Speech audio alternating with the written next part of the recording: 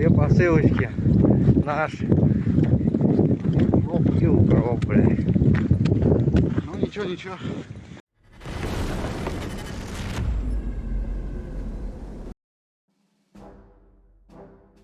Ukrainian defense forces have recently advanced southeast of Sudzha amid ongoing fighting in Russia's Kursk region. The defenders have also made progress in the Kharkiv sector. This is stated in the report of the Institute for the Study of War. It once again listed the units of the Russian army that are confronting the Ukrainian army in Kursk region. According to analysts who refer to geolocation footage, within the Kharkiv sector, Ukrainian troops advanced near Vovchansk at the same time as the occupiers were attacking the city on February 8th and 9th. Russian pro-war bloggers did not comment on these battles, but stated that sabotage and reconnaissance groups of the Russian armed forces are currently operating in the same area, namely in the vicinity of Liptsy. In the Kursk region, the Ukrainian armed forces launched mechanized attacks southeast of Sudzha in the area of Ruska, Konopelka, and Fanasivka. Geolocation footage posted on February 9th shows Ukrainian forces moving forward along the Sudzha-Oboyan road southwest of Ruska Konopelka. Against this backdrop, Russian bloggers continued to make contradictory statements about the situation in Cherkasska Konopelka and Fanasivka, both southeast of Sudzha. Some claimed that the Russian armed forces had partially or completely pushed Ukrainian troops back from the area, while others complained that the Russian army had not actually been able to advance during attacks in the area. Units of the Chechen Special Forces Akhmat are reportedly operating near Cherkasska Konopelka and Ulanka, and units of the Russian 11th Airborne Brigade are operating southeast of Sudzha. Also in Kursk region, the Russian military command has engaged UAV operators from the Smuglyanka Detachment, the Rubicon Center for Advanced Unmanned Technologies, and the 155th Separate Marine Brigade, Pacific Fleet, units of the 83rd Airborne Forces Brigade, the 34th Motorized Rifle Brigade, and the Anvar Special Forces Unit. As reported by Oboz UA, according to Forbes, the mechanized units of the Armed Forces of Ukraine took advantage of the operational pause of Russian and North Korean troops, advancing almost 5 kilometers to the village of Fanasivka in the Kursk region of the Russian Federation. They successfully used tactics that had previously brought results to the occupiers, but with their own unique approach. No one gets tired for the commander of the Russian 155th Brigade. After all, after a month, you are either Cargo 200 or disappeared in an unknown area. Vacation? Only in a bag. This is a part of a chat between mother of Russian soldiers. Girls, how are you with vacations? My son hasn't been let go for a year. Gudkov said that no one gets tired. It seems he means that many, after signing a contract in a month or two, are either dead or missing. The only option for rest if you are seriously wounded, and even then with concussions, is straight back to the front. As a mother, it is very hard for me mentally. How are you? Very pleased and cheerful Russians are dragging 2 packages on a cart. Their fallen comrades in body bags. It looks like electronic warfare didn't help them much. Вот, с очередной работы возвращаемся. Жень, передай привет. Всем привет.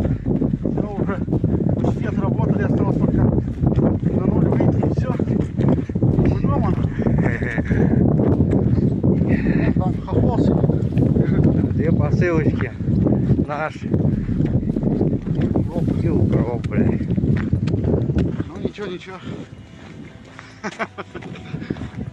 Нам нихуя не страшно. У нас Санек-то с рэпом, блядь. Я рядом с ним стою, блядь, как под куполом, блядь, меня держит, нахуй. А еще у него тетя, как это, Була. Ну, хуяк, уже птичек знаем, где летит, где чё, нахуй. Ну, такая поебень. Russian forces are concentrating troops for fresh assaults in Chasiv Yar in Donetsk Oblast, Lieutenant Colonel Dmitro Zaporozhets, a spokesperson for the operational tactical group Luhansk, said. Chasiv Yar in Ukraine's east has been one of the focal points of the Russian offensive in Donetsk Oblast. The town, located 25 kilometers, 15 miles from Kramatorsk, has been partially under Russian control since Ukrainian forces withdrew from the Eastern Canal neighborhood in July 2024. Now there is a period of accumulation and concentration of Russian forces on the approaches to Chasiv Yar and regrouping in the town itself for further assault operations, Zaporozhets said on national television. The spokesperson added that over the past week, Russian forces have avoided using armored vehicles, instead relying on quad bikes and buggies for logistical support. The Moscow Times reported that Chasiv Yar had fallen to Russian forces, citing 5 Ukrainian and European military and government sources. Neither Ukraine nor Russia has officially confirmed the claim.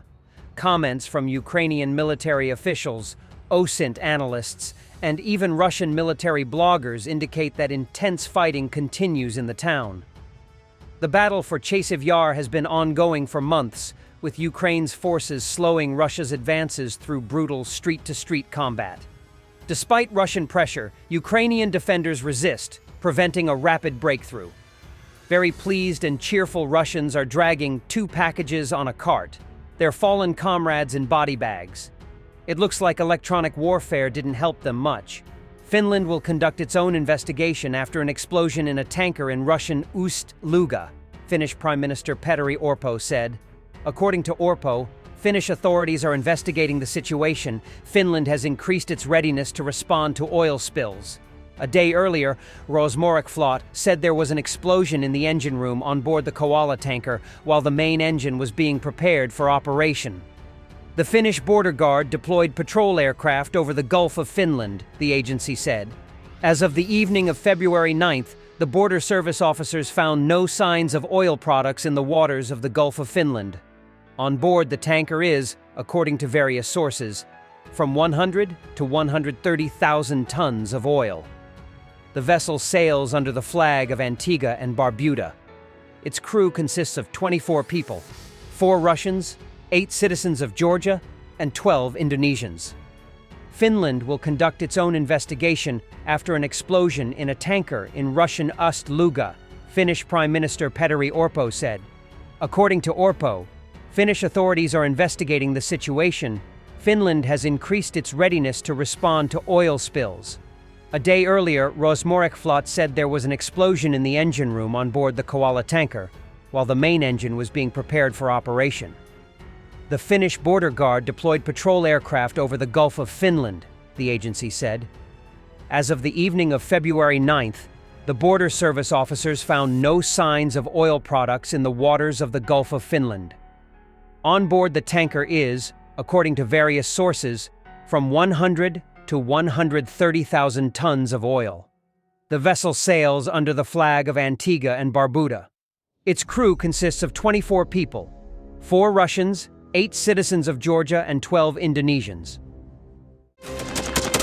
Thanks for watching, and don't forget to subscribe. Also, if you want to support Warthog Defense, please become our member and get early access to new videos, exclusive members-only videos, and become administrator in comment section. The membership link is in the description. Rescues every day. We had a guy last week, it's 6 rescues in 6 days. You know, he's doing the job every day.